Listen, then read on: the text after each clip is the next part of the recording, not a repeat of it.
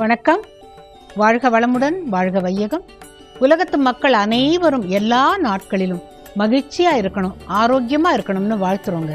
திறமையின் பெருமை அப்படின்னு போட்டிருக்கிறார். திறமை யாருக்கு இருக்கு? திறமை எல்லாருக்கும் இருக்கு. திறமைங்கிறது எல்லாருக்கும் இறைவனால் கொடுக்கப்பட்டிருக்கு, இயற்கை கொடுத்துருக்குன்னு வச்சுக்கோங்களேன். ஆனா நாம அதை எப்படி பயன்படுத்துறோம் அப்படிங்கிறது தான் முக்கியம். இப்ப இயற்கை வளம் நிறைய கொடுத்தது, எதெல்லாம்? மரங்கள் எல்லாம் கொடுத்தது. நாம என்ன பண்ணோம்? நம்ம திறமையை பயன்படுத்தி எல்லாத்தையும் வெட்டி தள்ளிட்டோம். கண்ட இடத்துல எச்சல் துப்ப ஆரம்பிச்சோம். ஒரு சுத்த பத்தம் பார்க்காம ஒரு வாழ்க்கையை ஆரம்பிச்சோம். திறமை அப்படின்னு வருகிற பொழுது இறைவன் நமக்கு தந்திருக்கிற கொடையை நமது திறமையினால் வளர்க்கணுமே தவிர அழிக்க கூடாது. எதெல்லாம் திறமைன்னு நினைக்கிறீங்க? இப்ப ஒருவன் வயல்ல வேலை பார்க்கறான், அவனுக்கு என்ன திறமை இருக்கணும்னா, எவ்வளவு தண்ணி பாய்ச்சணும், நாத்து எப்ப நடணுங்கிறதெல்லாம் அவனுடைய திறமையை பயன்படுத்தி நமக்கு இன்னைக்கு அரிசியா சாப்பிட்றதுக்கு வந்து சேருது. அவனுடைய திறமை. அவன் சேற்றில் கை வைக்கிறான், நாம் சோற்றில் கை வைக்கிறோம். இது ஒரு அழகான ஒரு வசனம் நான் கேட்டது. அதே போல ஒருத்தருக்கும் ஒரு திறமை இருக்கு. எப்பா நீ எதுலப்பா கெட்டிக்காரன் அப்படின்னா, சில பேர் சொல்லுவாங்க, சார் நான் பாடுவேன் சார், அப்புறம் நல்லா தண்ணி எல்லாம் இறைச்சி கொட்டுவேன் சார் கிணத்துல இருந்து. ஸோ அந்த மாதிரி அதுக்கும் திறமை வேணும். 4 பக்கெட் இழுத்துட்டு முடியாது, இப்ப எங்கெங்க கிணறு இருக்குன்னு நீங்க கேட்கக்கூடாது. நான் சொல்றது அந்த காலத்து கதை. அந்த காலத்துல எல்லாம் என்ன செய்வாங்கன்னா, வாசல்ல ஒரு பெரிய திண்ணை இருக்கும். நான் ஏன் அந்த காலம் சொல்றேன்னா, அந்த காலத்தை பத்தி ரொம்ப பேருக்கு தெரியல. இன்னைக்கு அமெரிக்கா, ஆஸ்திரேலியாலெல்லாம் இருக்கிறவங்க என்ன தெரியுமா சொல்றாங்க? மேடம், நீங்க சொல்ற அந்த கதையை வச்சு நாங்க எல்லாரும் மனசால எங்க கிராமத்துக்கெல்லாம் போயிடுறோம். அதை we are trying to explain it to our children அப்படிங்கிறாங்க. அதுக்காக தான் சொல்றது. காரணம், மறந்து போன பல விஷயங்கள். இப்போ ஒரு தெருவுல நிறைய வீடுகள் இருக்கும். எல்லா வீட்லயும் திண்ணை இருக்கும். திண்ணைனா யார் வேணா வந்து உட்காரலாம். நீ வீட்டுல இருக்கிறவங்க கதவை மூடிக்கிட்டா கூட திண்ணையில வந்து ஒரு வழிப்போக்கன் வந்து உட்காரலாம். கொஞ்ச நேரம் அவன் பாட்டு படுத்துக்கலாம்.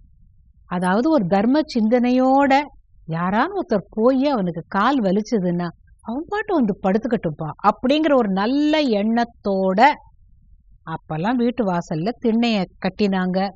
இன்னைக்கும் ஒரு இதுக்கு மாப்பிள்ளை திண்ணைன்னு பேரு. என்னன்னு கேட்டா, அதுக்கு திண்டு மாதிரி ஒண்ணு வச்சிருப்பாங்க, தலைக்கு உயரமா.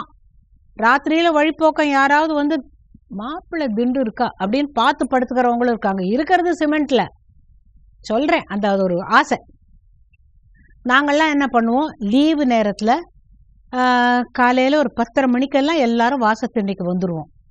எல்லாம் இந்த கல்லாங்கா, 18 புலி என்னெல்லாமோ கட்டாங்கட்டா எல்லாம் விளையாடிக்கிட்டு இருப்போம். பெரியவங்க எல்லாரும் ஆண்கள், பெண்கள் உள்ள விட்டு வெளியில வரமாட்டாங்க. நான் சொல்றது கல் தோன்றி மண் தோன்றா காலத்தே எப்பவோ. இந்த ஆண்கள்லாம் அந்த திண்ணையில உட்காந்து அரசியல் பேசுவாங்க, வம்பு பேசுவாங்க, தான் சொல்றதா ரைட்டும்பாங்க, ஆட்சியை பத்தி பேசுவாங்க. பெண்கள்லாம் உள்ளேயே இருந்துகிட்டு காது மட்டும் இங்கேயே இருக்கும், அவங்க என்ன சொல்றாங்கிறத கரெக்டா கேட்டுப்பாங்க.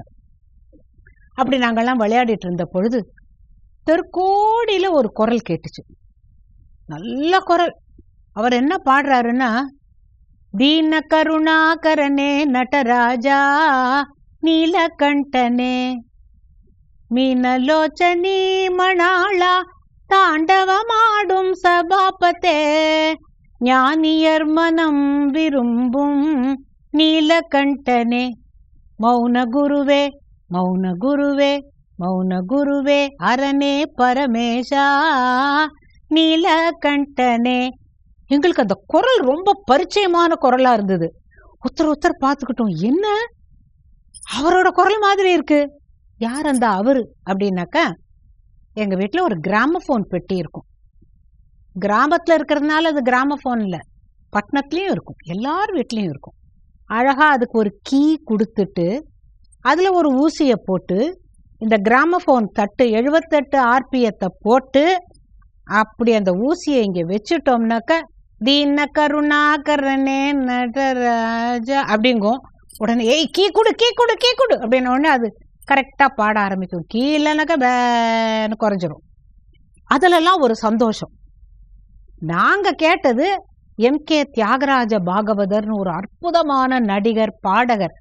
அவரோட குரல்லையே அந்த ஆளு பாடின உடனே எல்லாரும் விளையாடுறதெல்லாம் விட்டோம். இந்த ஆண்களும் கொஞ்ச நேரம் பேசுறதெல்லாம் அப்படி என்ன பேசிட்டு இருந்தாங்களோ அதை அப்படியே நிறுத்திட்டு, யார் பாவம் ஒருத்தருக்கும் தெரியல, ஒரு ஆள் இந்த கோடியில பாடினாரு, அந்த வீட்டுல ஒன்னும் போடல. அதை தாண்டி எழுத்த வீட்டுல கேட்டாரு, இங்க கேட்டாரு, அங்க கேட்டாரு, இங்க கேட்டாரு. நாங்கெல்லாம் நிறைய பேர் இருந்த உடனே இங்க வந்தார். வந்து நின்னவர் கொஞ்ச நேரம் நின்றுகிட்டே இருந்தாரு. நாங்கெல்லாம் யாருமே பேசல. எங்களுக்கு என்னன்னு கேட்டா, அங்க மட்டும் பாடினார், இங்க பாடக்கூடாது அப்படின்னுட்டு. அவருக்கு என்ன தோணுச்சோ தெரியல.